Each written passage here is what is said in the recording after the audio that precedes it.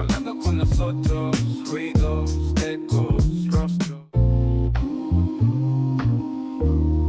La calle susurra secretos al viento. Historias que giran en cada momento. Voces que chocan como olas del mar. Un mundo que arde, lo vamos a hablar. Hablando con nosotros, ruidos, ecos, rostros. Todo lo que ves, todo lo que ves.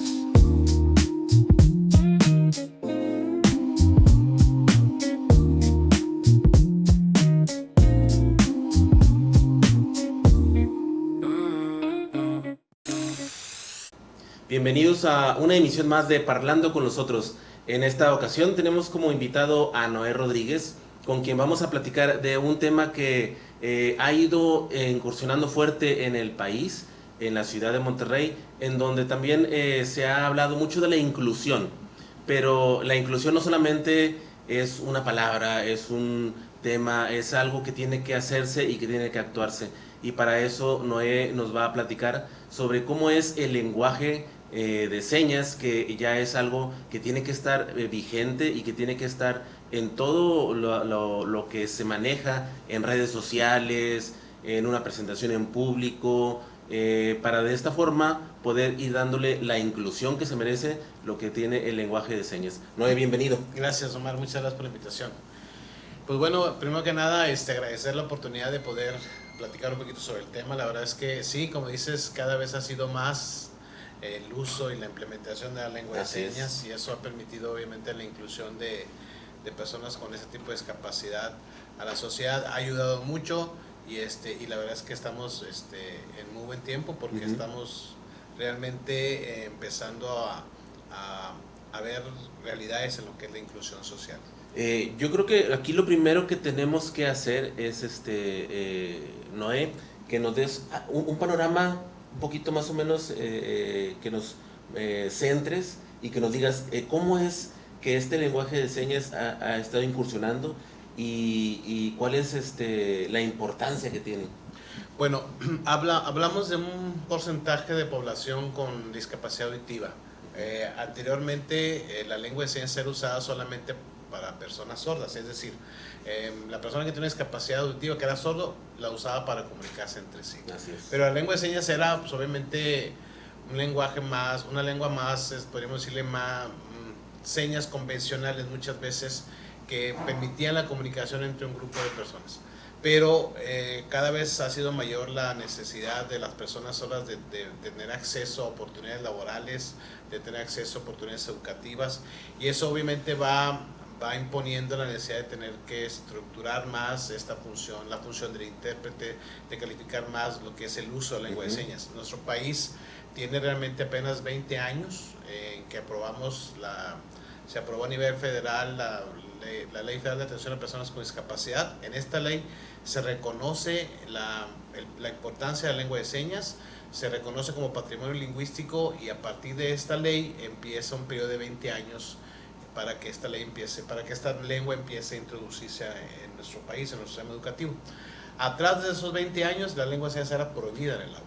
O sea, es decir, los maestros prohibían el uso de la lengua de señas porque consideraban que retrocedía el lenguaje oral. Así es. Entonces, hay dos corrientes en la educación de las personas sordas. El oralismo, que es una metodología que busca normalizar al sordo, que busca corregir la falla, corregir la deficiencia, y se centra en que la persona con sordera recupere lo que viene siendo la audición, o recupere en este caso la capacidad de hablar. Esta metodología falló, entonces el resultado de esta metodología en nuestro país fue alumnos no solamente con problemas de comunicación, sino con problemas de salud mental. Entonces empieza a verse la lengua de señas como opción, empieza a voltearse a ver la lengua de señas, y a partir de, repito, hace como 20 años empieza a autorizarse el uso de la lengua de señas en el aula. Ahora, esto es muy importante lo que comenta Noé, porque se ha oficializado. Sí, o ya sea, está oficializado. ya no es algo que se hacía porque se ocupaba, sino que ya es algo oficial. Y esto sobre todo ayuda a que esto se vaya ampliando y se vaya permeando en la sociedad. Sí, es correcto, o sea, ya está autorizada, ya inclusive ya hay una ley que obliga a instituciones, que obliga a oficinas de gobierno, oficinas privadas, empresas privadas a reconocer el uso de lengua de señas. Pero esto obviamente está siendo actualmente un problema. ¿Por qué? Porque no hay, lamentablemente nuestro país no tiene especialistas en el tema.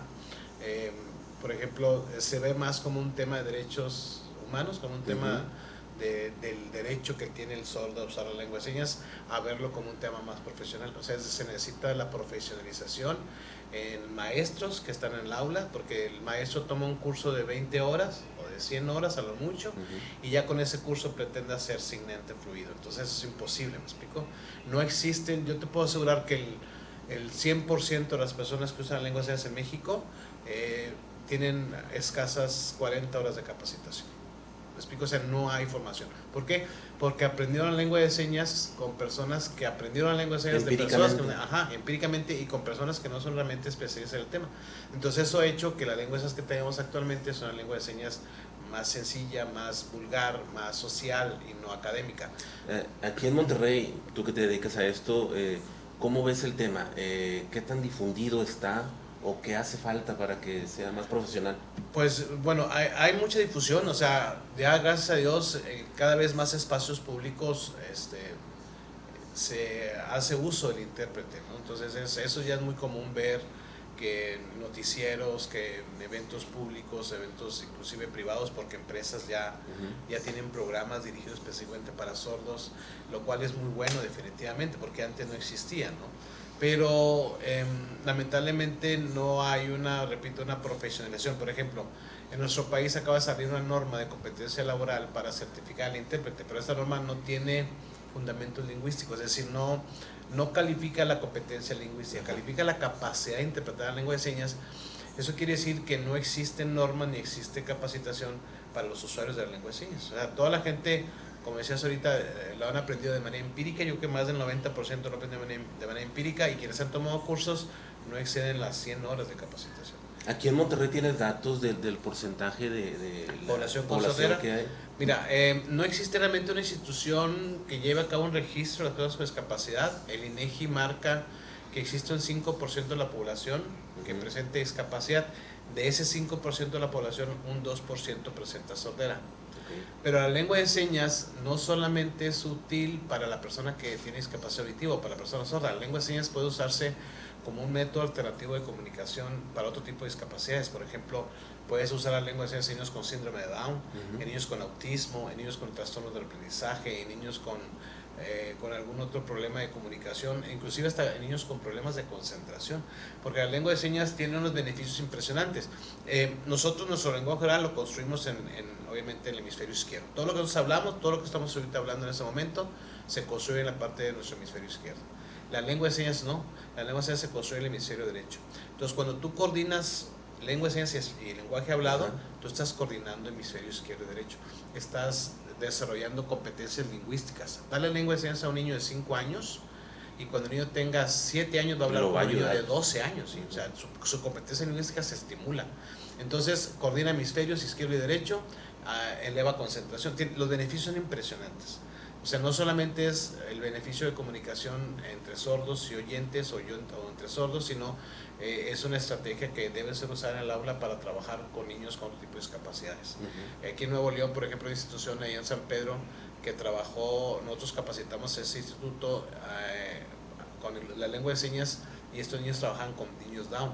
Entonces fue excelente los resultados, o sea, los maestros estaban encantados. Al principio se cuestionaban, dicen, ¿por qué vienes a enseñar lengua de señas? Una cosa con otra. Si trabajamos con niños Down. Sí. Pero al final, súper agradecidos las maestras de ese instituto, porque empezaron a ver avances en competencias lingüísticas y de comunicación en niños con Down gracias a la lengua de señas. Incluso no solamente otra vez está lejos, o sea, la lengua de señas en personas sin discapacidad, excelente estrategia, estimula hemisferios.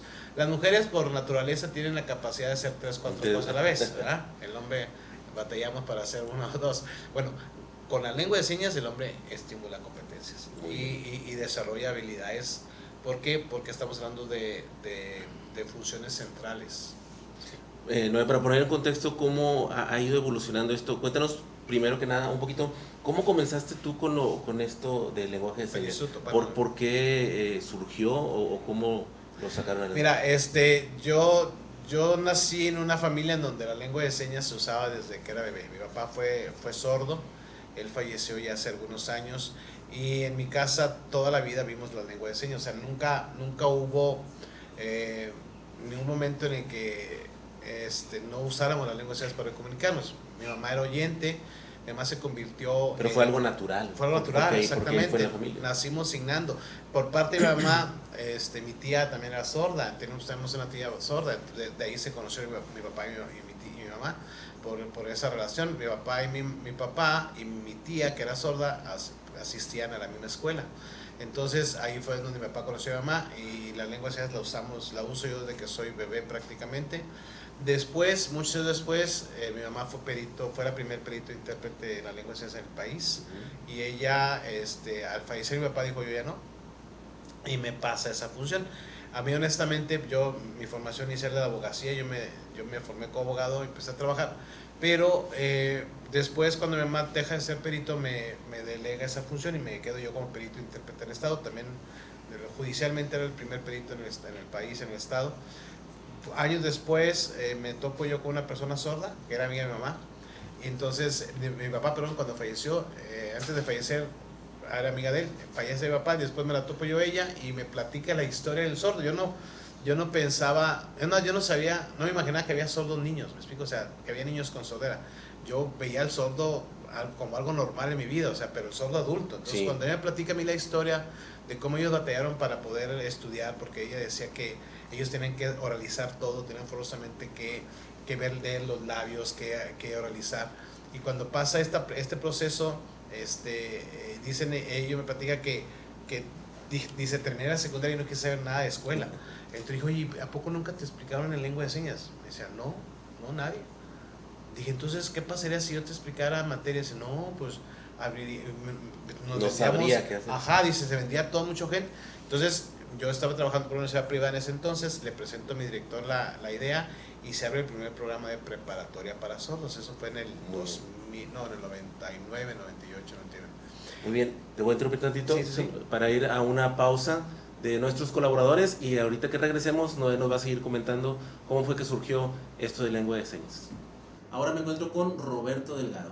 Quiero platicarles que todo esto de este estudio en donde estamos en este momento fue algo que surgió por ahí entre Roberto, su hijo, una idea que tuvieron, pero pues qué mejor que Roberto para que nos platique cómo estuvo esa idea que surgió de hacer este pequeño estudio, y sobre todo de hacer algunas transmisiones. Así es, buenas noches. Bueno, esto nació con la intención de que mi muchacho, como dice tu hijo, le gusta mucho hacer podcast de fútbol y cosas así. Y a mí también me llama un poco la atención y me gusta. Entonces, ¿cuál fue la idea? Dije, bueno, si va a hacer algo y estamos aquí, vamos a tratar de acondicionarlo para que esté a lo mejor posible, para que pueda funcionar como un estudio, para que tenga 2 o 3 sets. Tengo la idea de tener 2 o 3 sets, uno aquí, el otro que está acá y el que está para ahora en adelante también con el programa. Y ahí lo fuimos poco a poco metiendo y dando y viendo cómo se hacía y consiguiendo. Pues uno no conocía mucho de esto, sin saber, no conocía mucho de estos. Y luego me decía, no, pues que los paneles acústicos para el sonido, y luego que la puerta ahí para que no se oiga tanto. Exacto. Pero nunca habíamos tenido así con ustedes cámaras profesionales y todo, pero ya hasta teníamos el estudio y lo hacíamos con otro tipo de cámaras, a veces con el celular. Pero la idea nació de poner el estudio en base a eso, de que estaba aquí, lo tenía yo como otro tipo de oficina, y dije, bueno, pues está bien, y se puede acondicionar, y esto de los podcasts está funcionando muy bonito. La gente hace su podcast, como le llaman, o su programita, y lo suben a las redes, y veo que se está viendo y todo. Entonces, ¿qué fue lo que pensamos aquí? Dijimos, vamos a acondicionar lo mejor posible para que funcione, y de ahí en adelante seguir con los temas y con los podcasts y alguien que le interese venir. Así es. Seguimos aquí en Parlando con nosotros y Noé nos sigue comentando cómo fue todo este trayecto. Noé, me comentabas ahí de Sí. que hubo la necesidad de acercarse y de hacerlo ya algo más práctico, no más oficial, más... Realmente esto que te platico del inicio de los primeros programas ejecutivos para sordos se dio aquí en Nuevo León. En todo México no había habido absolutamente nada. O sea, había nada más programas de enseñanza de la lengua de señas, pero era como más elevar funciones laborales en las personas con sordera. Cuando esta chica me platica a mí de la historia que ella vivió como alumna, yo dije, oye, pues yo sé lengua de señas, soy maestro de preparatoria, soy maestro de universidad, pues podría enseñar. Podría usar la lengua de señas para explicar. Entonces le propongo a ella se emociona mucho, me dice, pues mira, estoy seguro que se va a animar no sé quién, y digo, ay mami, sí, claro que sí. Entonces vamos a la preparatoria donde yo trabajaba en ese entonces, le presento al director de propuesta y empezamos el primer programa de preparatoria para sordos, pero te estoy hablando que no sabíamos realmente dónde nos estábamos metiendo. Yo pensaba que nada más era explicar todo en lengua de señas y ya, ¿no? No, la verdad es que recibimos alumnos con certificado de secundaria sin saber leer y escribir, alumnos con certificado de primaria sin saber leer y escribir, alumnos inclusive con trastornos ya de conducta porque la falta de comunicación, alumnos con muy buena lengua de señas, alumnos con nada de lengua de señas, o sea, fue muy desfasado. Entonces fue un año de tratar de regularizarlos y luego ver contenidos curriculares, o sea, fue muy difícil. Fuimos a un congreso a Cuba y en Cuba nos dimos cuenta que la situación era completamente distinta. O sea, ya el sordo, desde que es bebé, tiene acceso a la lengua de señas. O sea, en el momento en que el sordo nace, el médico manda a llamar al padre de familia y le dice, señores, tienen 2 minutos para sacarse las lágrimas, llorar y sacarse las lágrimas, porque mañana empiezan a trabajar con los maestros de lengua de señas. Y los Su hijo canalizan. es sordo y a partir de ahí empieza. En México no. En México la mayoría de los padres de familia llegan a la lengua de señas a los 18 años. ¿Por qué? Porque el médico le dice al padre de familia, ¿sabes qué? Tu hijo es sordo, vamos a trabajar la terapia de rehabilitación, vamos a regularizarlo, vamos a normalizarlo porque nació con un error.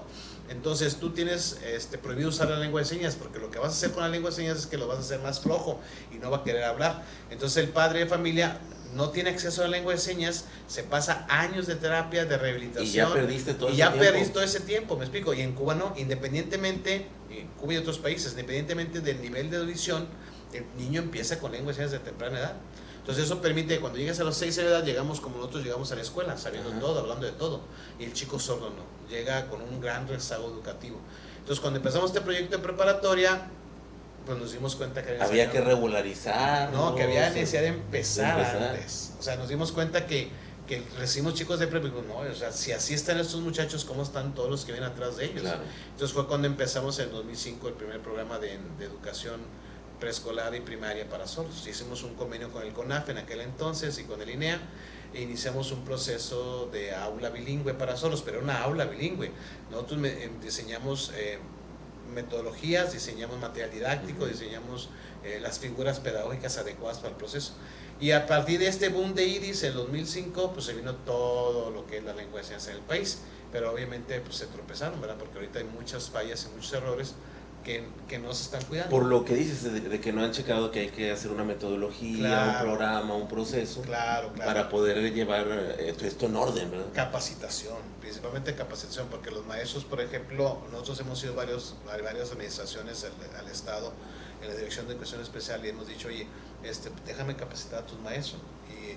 Y el Estado dice, no, ya saben lengua de señas, están capacitados. ¿No? O sea, no es signar, es conocer realmente la lengua de señas, es conocer los componentes gramaticales. Y a nivel nacional se vino también lo mismo, porque el problema es que se escucha mucho a gente que es neófita en el tema, se escucha mucho a gente que son influencers, a gente que tienen conocimiento o tienen experiencia en el trato con sordos, pero que no conocen nada sobre lo que es la educación del sordo. No tienen la metodología. No tiene la metodología, no tiene capacitación, entonces se le cree mucho al sordo por ser sordo, O sea, y todavía seguimos tratando esto como un tema de derechos humanos y no como un tema de profesionalización. Entonces, está bien, ya nos subimos al barco, ya se reconoce la lengua de señas, ya se visualiza al sordo, ahora es tiempo de empezar a capacitarnos, porque la verdad, y eso en todo, por ejemplo, lastimosamente en nuestro país no tenemos especialistas en el área de educación especial, no hay formación siquiera para ellos. Aquí el que trabaja con niños con discapacidad tiene que estudiar educación especial y sales como todólogo, en 5 años ver toda la discapacidad. Hay mucho rezago en ese aspecto. Hay mucho rezago, sí, obviamente. Noé, ¿cómo ha sido para ti en el aspecto lo profesional? Ya me lo estás platicando, pero para ti personalmente, ¿qué ha significado? El uso de la lengua de señas, la educación sorda. Mira, la verdad es que yo desde muy pequeño siempre sentí que venía con un propósito a la vida. Me acuerdo que pensé que iba a ser sacerdote, dije no creo porque me gustan mucho las mujeres, pero después conocí el camino de Dios, es decir, quería servir. Cristiano, yo quería servir, pero no entendía por qué muchas cosas. Por ejemplo, ser un chico adolescente con un padre sordo sí fue algo difícil para mí en lo personal. Mi papá tiene un corazón muy grande, una persona muy noble, pero tiene una cultura propia del sordo. Me explico que no es, que yo he dicho muchas veces que no es tanto la cultura, sino es el rezago, es la consecuencia de una mala intervención social. Entonces mi papá era una persona muy natural, muy orgánica, me explico. Entonces eso como joven a ti te causaba mucho conflicto. Papá, me da pena con mis compañeros. Y cuando él fallece yo me quedo con un gran sentido de responsabilidad, ¿verdad? Porque él no quería salir de viaje, iba a ir a trabajar a Estados Unidos, él no se quería ir, yo lo animé a que se fuera y él se va. Entonces yo me quedo con un cargo de conciencia. Mi plan era haber sido abogado, dedicarme a la abogacía. Cuando yo fundo IDIS, lo fundo con el objetivo de que IDIS se dedique, o sea, de regresarle a mi papá lo que él había hecho por mí. Pero en la necesidad de que venían maestros, capacitábamos y luego se iban, luego llegaban maestros, los capacitamos y se iban, nosotros dijimos, ¿sabes qué? No podemos. Entonces empezamos a formarnos desde adentro. Los alumnos de nosotros ahora son nuestros maestros, entonces eso ha hecho que pues, realmente me siento muy orgulloso de haber aportado todo ese tema, ¿no? Sí nos preocupa un poquito la situación porque sí es muchísima la necesidad de capacitación, muchísimo, hay mucho neófito hablando sobre el tema de la lengua de señas. El sordo cree que por ser sordo ya es el dueño de la lengua de señas, lo cual es un gravísimo error. Entonces sí estamos muy preocupados, sin embargo creemos que IDIS sigue siendo... ¿Has logrado hacer una filosofía en tu forma de trabajo? Pues se ha generado, sí, se ha generado un estilo de filosofía, porque la verdad es que nosotros no vemos al sordo como una persona con discapacidad, nosotros vemos al sordo como un ser sociolingüístico distinto. Vemos al sordo como una persona con una lengua y una cultura completamente distinta, ¿me explico? Entonces nosotros no lo vemos como discapacitados. De hecho, creo que a nosotros nos iría mejor si sacáramos del ámbito de la discapacidad a la sordera y lo metiéramos al tema lingüístico. Si se tratara al sordo como se trata a los pueblos indígenas, creo que nos iría mejor, porque se le trata como discapacitado y la verdad es que el sordo no hay absolutamente nada que no pueda hacer. Ya lo dijo por ahí el presidente de la Universidad de Gallaudet de Washington, que es una universidad para sordos. No hay nada que el sordo no pueda hacer, solo escuchamos. Exacto. Todo lo puede hacer.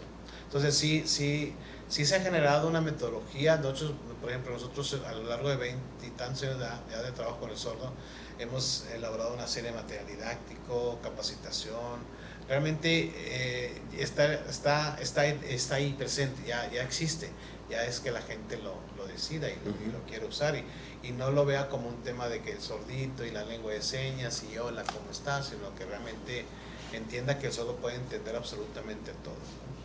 Muy bien, bueno, vamos a hacer otra pausa para ir a información de nuestros colaboradores y enseguida regresamos para seguir tratando del tema.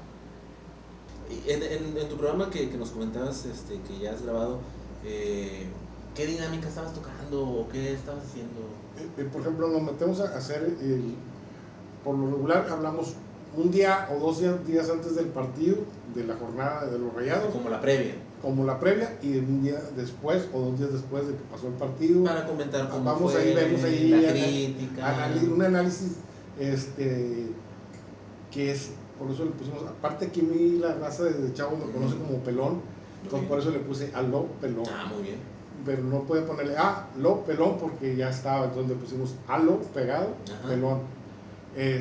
Y hacemos un análisis, pero así, de raza, no de que cremosos y Sí, ahora... que yo soy el que tiene conocimiento. El que tiene conocimiento y que jugaron con línea de 4 y que 3 para arriba y que 2 y que los cargué. No. Como nos gusta el fútbol a nosotros, que ya tenemos... Como cuando te juntas ahí en la carnita asada, estás ándale. platicando del partido. Bueno, fíjate qué bueno que tocas ese tema, porque esa era la idea también de este estudio. Este estudio era para eso, para hacer podcast, pero como amigos, con la carnita asada, sentarnos todos aquí. Que se vea más cercano a la raza. Ándale, más ¿no? cercano a la raza. Algo más real. Algo más real, y que si era tema de actualidad que estaba pasando en la política o en la sociedad o en el deporte, que fuera así como raza, pues yo vamos a comenzarlo.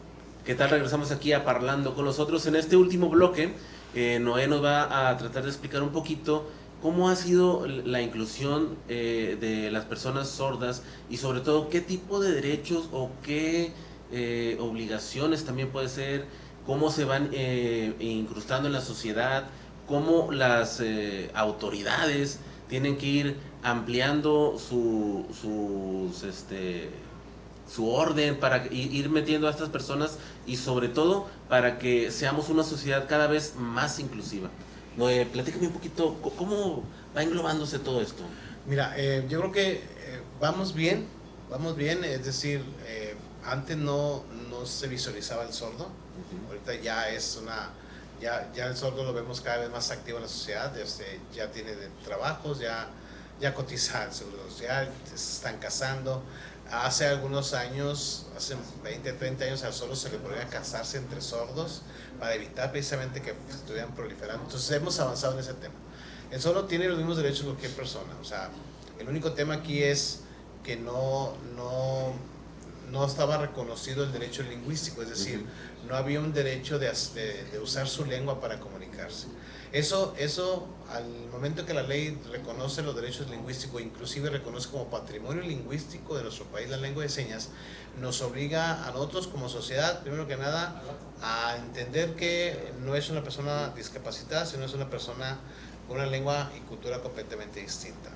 A los maestros les obliga a capacitarse, el Estado tiene que tomar la responsabilidad. Aquí, si me dices cuál es la primera responsabilidad que hay que asumir, el Estado. El Estado ha sido flojo en ese sentido. El Estado ha dejado que los sordos entre ellos se peleen, entre ellos se pongan ahí a discutir sobre el tema, porque es el Estado quien debe decir, a ver, yo soy el garante de tu seguridad, yo voy a crear un código de lengua de señas, voy a crear el diccionario de lengua de señas oficial, yo como Estado, y lo voy a poner a tu servicio. El Estado no lo ha hecho. Y por ese hacerse un lado del Estado han surgido todo este asociaciones que van tomando las pautas, algunas correcto, bien, algunas mal. Es correcto. Entonces, eso es lo que ha causado mucho conflicto. Cuando el Estado diga, a ver, ¿sabes qué? Yo soy responsable, yo creé una ley para decir que íbamos a unificarlo en 20 años, vamos a empezar de ahora sí a crear un código, un diccionario de la lengua de señas mexicana y empezar porque ha habido muchos intentos y muchos, de hecho ahorita está desprestigiando muchísimo la lengua de señas porque están cambiando, porque por ejemplo la seña de acordar originalmente era así, se acordaba en tu cabeza y en mi cabeza, y ahora ya dice el sordo, yo me acuerdo, o sea, ya está cambiando el verbo recordar por acordar por recordar. Entonces viendo muchos errores basados en la equivocación, en el error, ¿no? Y eso está ocasionando mucho conflicto. ¿Hay alguien que tenga ahorita el régimen así de decir, este es el lenguaje? No, yo creo que ahorita la población en general que realmente le interesa aprender lenguas debe de hacer es no basarse, no tomar cursos, por ejemplo, por internet, honestamente. ¿Por qué? Porque no sabes tú la experiencia de la persona que está dando ese curso, ¿me explico? Es que es puro sentido común, o sea, si yo quiero estudiar italiano, yo no me voy a ir con un cuate que tomó un curso italiano de 20 horas. Claro. ¿Me explico? Yo voy a ir ni siquiera con alguien que estudió italiano, de alguien que estudió italiano. yo me voy a ir con un italiano nativo de la lengua de señas, del italiano, para que me enseñe lo más fiel esa lengua.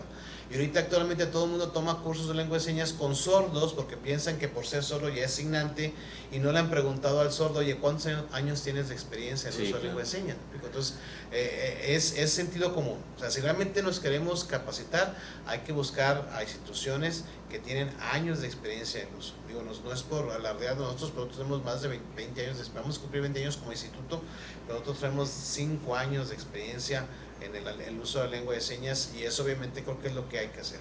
Empezar a buscar instituciones o maestros de lengua de señas que tengan mínimos 1000 horas. O sea, si tú me preguntas a mí, Como un piloto. ¿cuántas horas son las que debes de tener capacitación? 1000 horas. O sea, una persona que tiene 1000 horas de capacitación en lengua de señas es una persona que yo puedo decir, sí te escucho, sí te me explico, pero alguien que tiene 20 horas de capacitación, pues honestamente no. Y para que alguien sea asignante, si aquí, de la población, ¿cómo dicen? Del auditorio, hay gente que le interesa el tema de la lengua de señas, hay que entender que 1000 horas de capacitación son las que necesitas para decir soy intérprete de lengua de señas. Sí, porque como dices, muchas veces te quiere enseñar a alguien que aprendió, de alguien que aprendió. Entonces es un mugrero, la verdad. Y la verdad es que sí es posible, ¿no? Se va desvirtuando demasiado, o sea una especie de Span-English más viejo que ese. Entonces realmente sí es posible. El día que nosotros, ¿hacia dónde vamos? Nosotros actualmente, si me preguntas hacia dónde vamos hacia la profesionalización de la figura del intérprete, primero que nada. Después vamos hacia la profesionalización de la figura del maestro en el aula, el maestro bilingüe, de la capacitación de sordos como maestros, porque lo ideal, sí, efectivamente, eso no está equivocado, el sordo debería ser el instructor de la lengua de señas, pero un sordo capacitado, claro. Un sordo realmente con cultura, un sordo con nivel educativo. El día que tengamos a sordos como instructores de lengua de señas, pero sordos capacitados, no sordos que ni la preparatoria han terminado, sino sordos con un nivel educativo, que puedan en un momento ver las diferencias entre el español y la lengua de señas, esos son los futuros instructores de lengua de señas, no los están ahorita.